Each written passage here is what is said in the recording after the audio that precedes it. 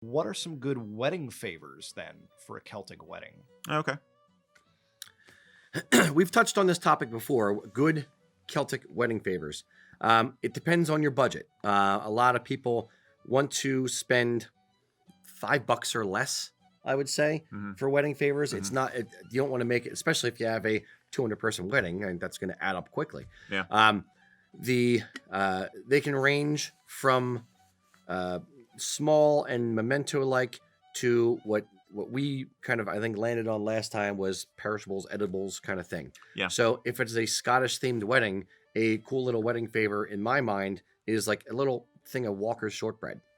It's inexpensive and it stays on theme with the wedding. Delicious. Yes.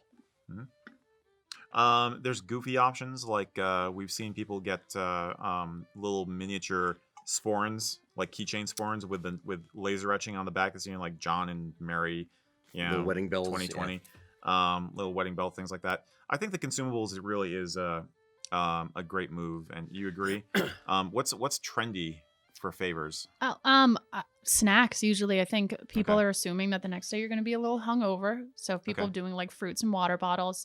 But a lot of the trinkets you get from weddings you keep for like a week and then you end up throwing them out. Yeah, that's kind of where I think we landed on it before as well. Was what you don't want to do is invest in something and spend a whole lot of time, effort, and to a degree money.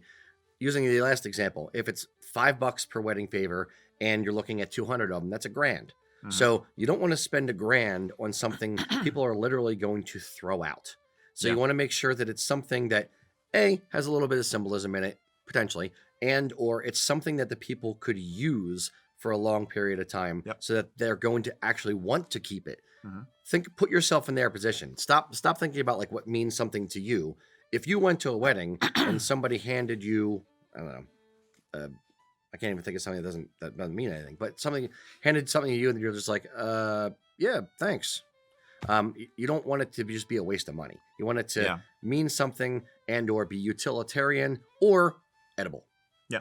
The split the difference. We were once given chopsticks as a wedding favor, and we used them for a while. It's cool. I mean, they had basically taken the time to buy these plastic chopsticks and hand write in their names and the date and stuff on every single pair of chopsticks. I know, right? It's like, that's crazy. Solomon, good on you.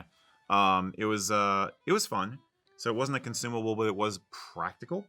I think the consumables really still are the way to go, though. I mean, you don't need a little plastic, bouquet flower or something like that. You don't need a tchotchke. Nobody does these days. But there are ways to incorporate the symbolism into the gift. The cake is a classic with that. Sharing food with people is a huge part of ritual, and in a traditional standpoint, from a traditional standpoint, the cake is meant to be a good luck token for the bride and groom. That's why you have wedding cakes. It's celebratory and it's also supposed to represent some good luck. So if you're sharing something that is cake with your guests, you're kind of returning that gesture. So I think the shortbread is a great option because it's not perishable, but it is a consumable and it's kind of an echo of your participation as a witness to the ceremony. I think that's where I land on it. Whiskey, if you can give like little, the miniature bottles of whiskey or something, because very often that's a sacramental thing during, sacrament's not the right word, but it's a thing during the wedding. Like if you do the quake and you're sharing the whiskey from the quake, giving your guests a little memento, a little echo of that can be cool. Alcohol for that is a little bit of touch and go because you don't know that her, second cousin has an alcohol problem. So you're not, okay. It's a little bit difficult, but it's the symbolism, the thought is still there. Candles, honey. Those are typical things that are presented during weddings. So giving something like that can be fun. The Christmas ornaments or ornaments that you would use around the holidays, times where you have an emotional thing occurring. That's something cool. It's something we did. My wedding experience is pretty much summed up in my own wedding, apparently. But, that's fine. Yeah.